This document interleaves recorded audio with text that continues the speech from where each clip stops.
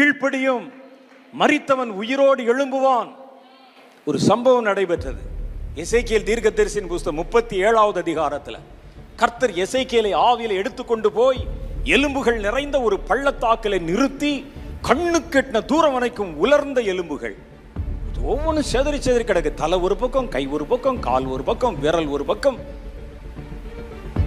கபாலம் ஒரு பக்கம், எல்லாம் தனித்தனியா செதறி கிடக்கு. கர்த்தர் கொண்டு போய் எசேக்கியேலை எலும்புகள் நிறைந்த பள்ளத்தாக்கின் மேல் நிறுத்தினார்.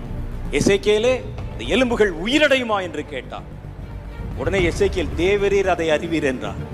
எனக்கு தெரியாது, எனக்கு தெரிஞ்சு நான் படிச்ச சாஸ்திரத்திலையும் விஞ்ஞானத்திலையும் உலர்ந்த எலும்புகள் உயிரடையவே அடையாது, ஆனால் தேவரீர் அதை அறிவீர் என்றார். அப்பொழுது கர்த்தரவனை நிறுத்தி உலர்ந்த எலும்புகளை பார்த்து, என் வார்த்தைகளை சொல்லு என்று சொன்னார்.